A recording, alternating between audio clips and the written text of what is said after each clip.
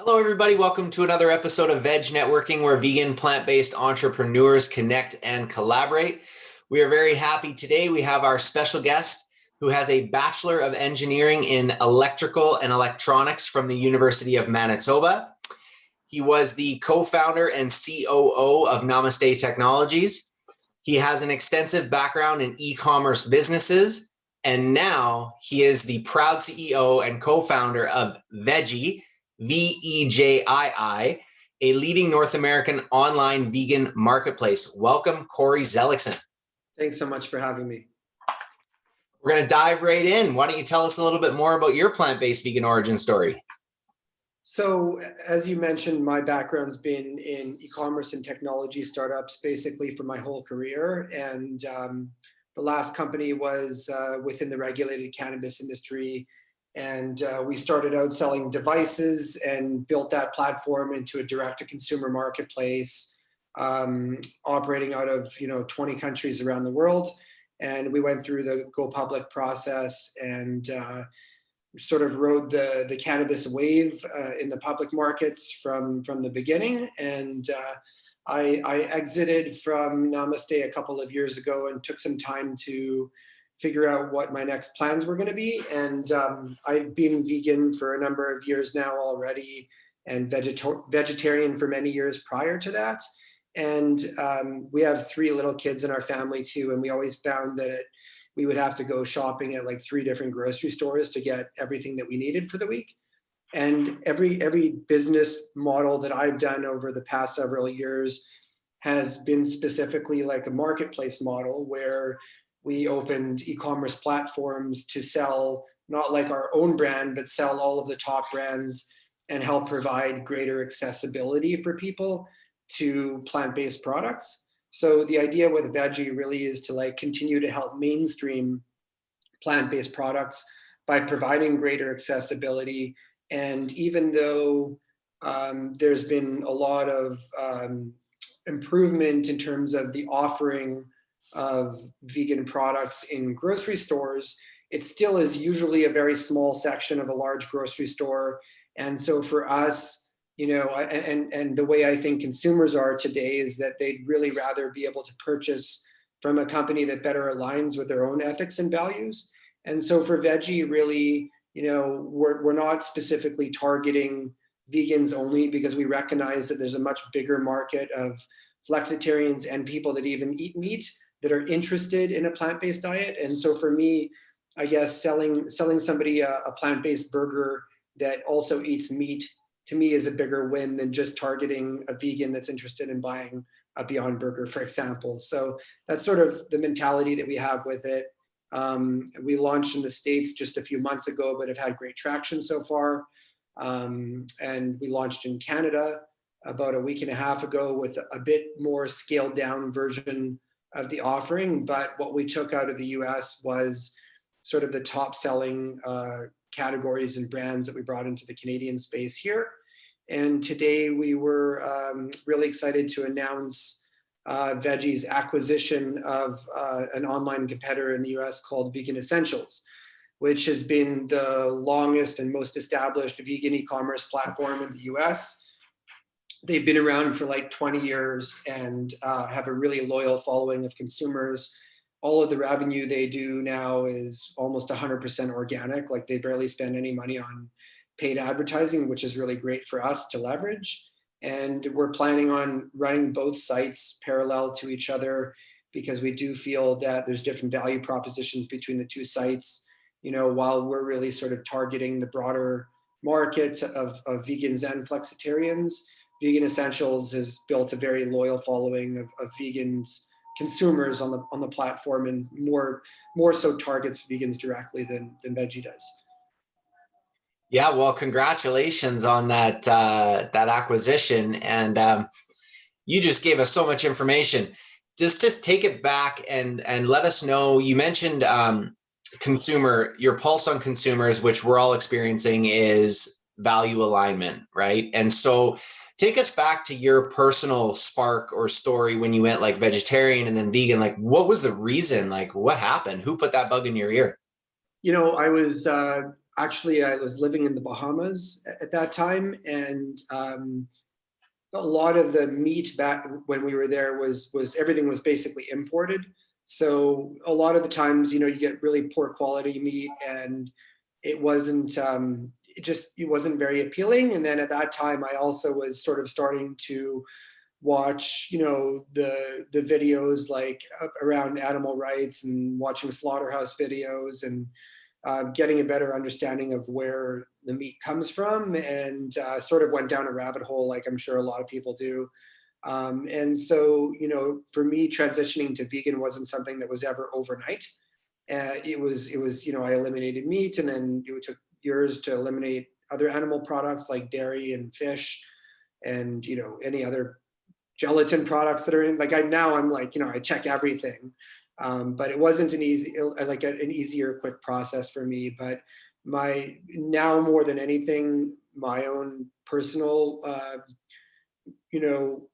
feelings are really the reason that I am vegan today is really based on the ethics of it.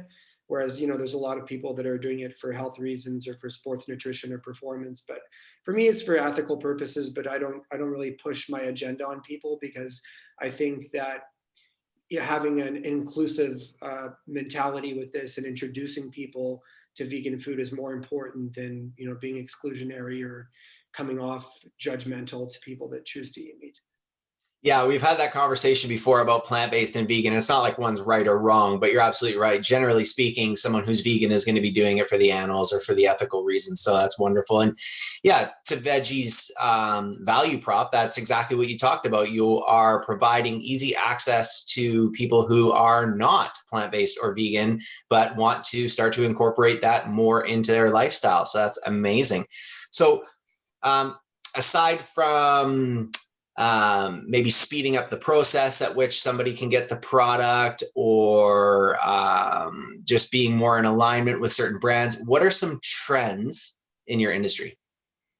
So since we launched the site, I think I had mentioned that we saw really quickly a lot of the traffic and purchasing behavior trending towards plant-based meat, dairy, and seafood products. So a lot of that's the frozen items. We've definitely seen a lot of traction now on plant-based seafood category as well. And in fact, one of our top sellers on the website right now is vegan shrimp. So surprising, I didn't expect that off the hop either. And I think just being in Canada, like we actually don't have some of the brands that we carry in the US, so I haven't had the opportunity to try everything. But yeah, there's been a big trend in the plant-based seafood. And just from being involved in the community now, I think that a lot of future trends will go towards fashion and cosmetics products, and then a whole other topic, but I think is going to be a very significant product category in the future would be cultured meat products. Yes, you are spot on. And I'm sure you've seen Seaspiracy, or you've heard about Seaspiracy. I'm sure that is a direct correlation with what people are searching in terms of, vegan shrimp and whatnot. But I always think that stuff is, and algae and all that other stuff, that's real seafood. You know what I mean? No need to go to the middleman or the middle fish anymore. That's real seafood. So that's amazing.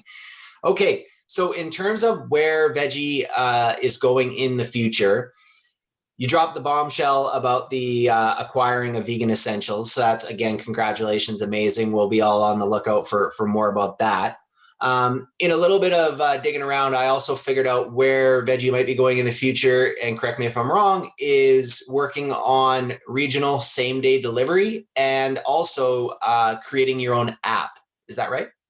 Yeah, so we have a few kind of key initiatives in play right now. The regional delivery opportunity is not just in order to offer same-day shipping, but really like our acknowledgement of our company's own carbon footprint and the impact on the environment that we have, shipping boxes from Texas to New York with dry ice and gel packs and foam insulation is really not environmentally friendly. So while we're trying to sell plant-based products because it's better for the environment and for the animals, we're also shipping packaging across the country. So part of the initiative is in looking at the data analytics and establishing regional distribution in key areas where we can deliver faster. And so, we do get the benefits with Vegan Essentials of the new of acquiring their warehouse, of course, and that'll be a great addition to the platform, and we'll expand and are planning on having one located in the California/Reno area. That'll hit us up onto the West Coast as well. And then likewise in Canada, we'll be looking at sort of like a central distribution center as well. We have our first one in Vancouver now. And then we'll be looking into Ontario for regional distribution too. So that all happens sort of in an effort to help reduce our carbon footprint, improve delivery times to customers, and of course, help with our margin too. Yeah, and obviously your team's ears to the streets, because I have seen multiple people saying, got such and such product, it's good or it's great or whatever it might be, but oh man, all this extra stuff that comes with it, and they're bringing up exactly what you're talking about. So clearly, you guys are listening to the customers and what they're saying. That's amazing. So what about the mobile app? Is that already in play? Is it coming? What's going on? We'll be launching the mobile app over the next few weeks, and really just going to provide a better user experience for the customers that download the app. Yeah, absolutely. All right. So how does Vejii support local businesses? You've talked a little bit about it, but talk to us a little bit more. So Vejii's technology platform is designed as a multi-vendor system. So we sort of have three categories of products on the site. And this is specifically related to the US, and I'll segue into the Canadian market. But we have direct relationships with distributors who integrate into our system, and we pull in product feeds for the majority of the products on the site that get shipped out to consumers. But with having 3,000 SKUs in the US, and with most e-commerce sites, you could have a lot of different SKUs, but 80% of your revenue is made up of 20% of the product, which is kind of a common standard. And in our case, it's over 90% of our products. 90% of our revenue is made up by a smaller portion of the product. And so the second platform is our Vejii Express, where we house all of the top brands internally that are the quickest moving products. And then the third category is the direct vendor onboarding. So we have a vendor dashboard in the system, which allows brands to come in and upload their products, put all their info, product photos. They can control their own discount codes and everything as well.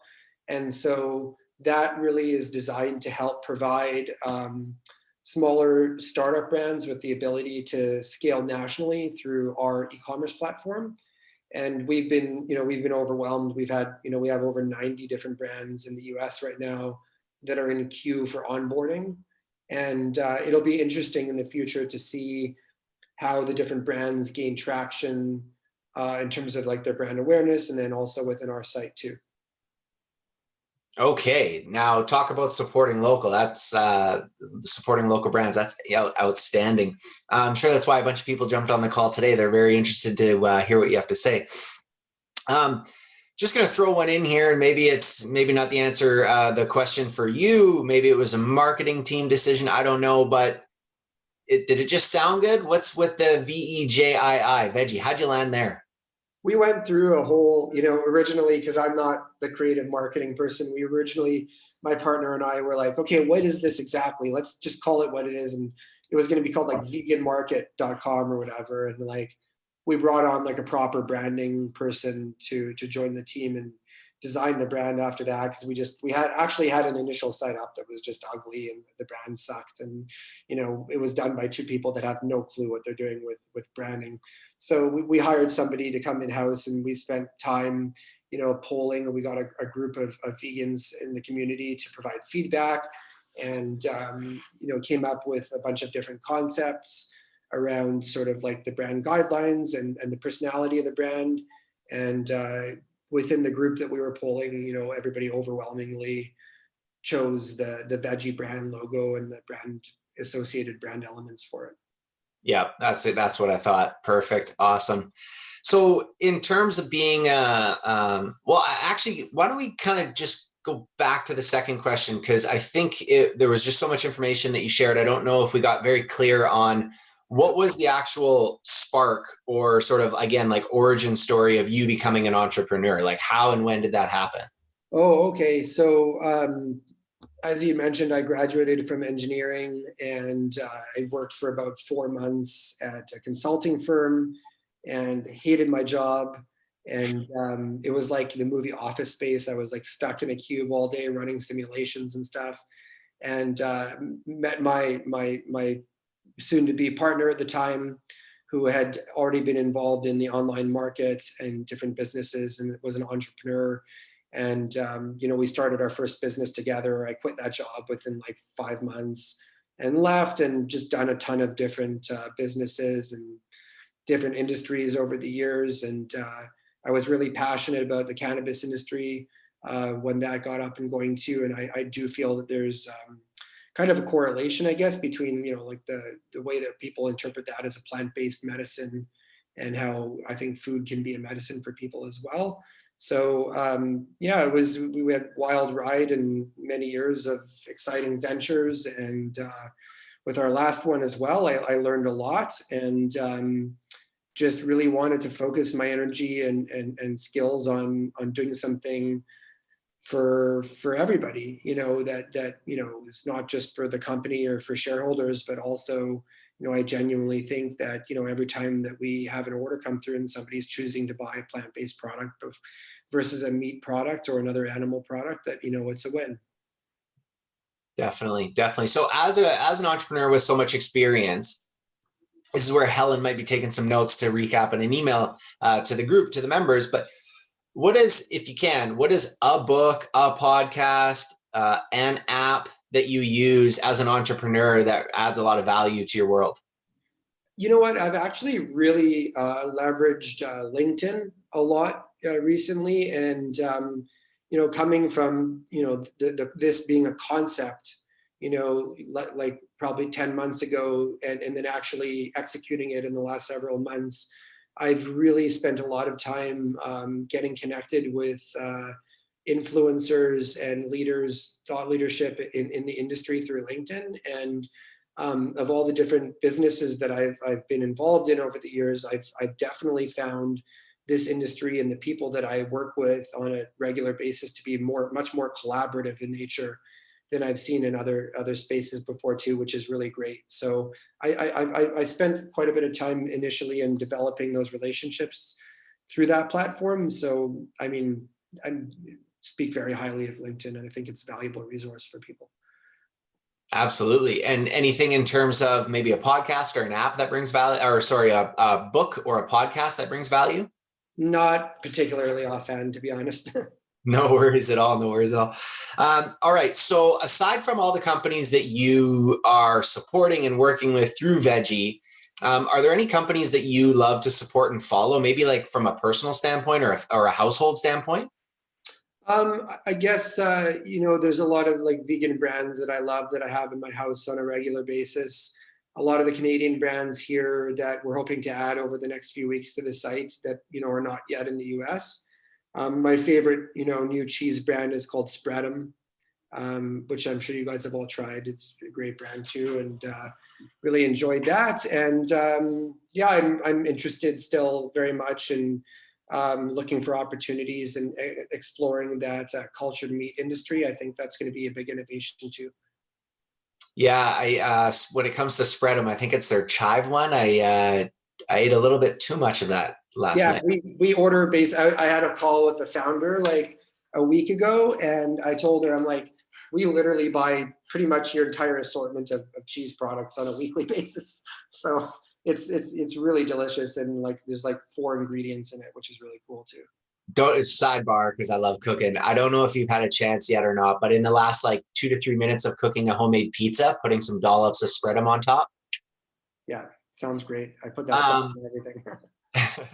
All right, last one, 8 of 8 conversation starters here. It's always prefaced by saying that we are asking for it. So this is not the time to be humble by any means. What, if any, do you have in terms of advice for entrepreneurs, whether they are new, in the middle of their journey, or seasoned entrepreneurs?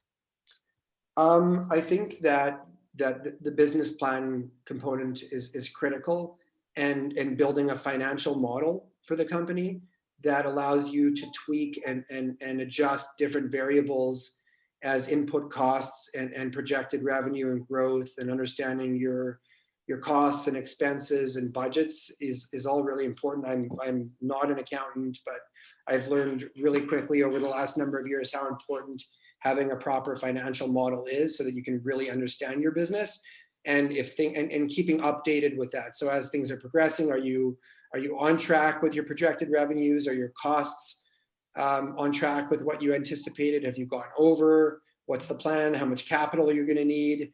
How much are you going to need today? How much do you need in a year from now?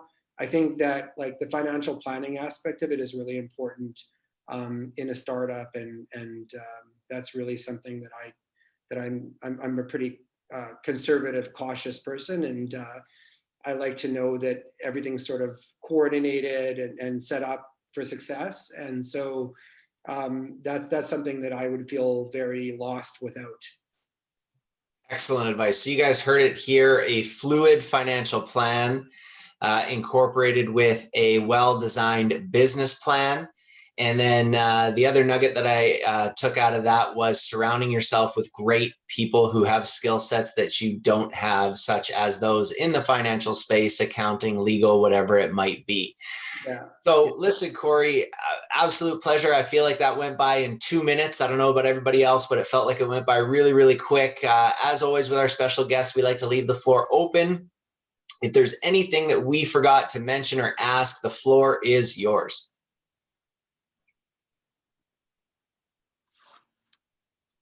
Sorry, Kory, if there's anything that we forgot to mention, the floor is yours. Sorry.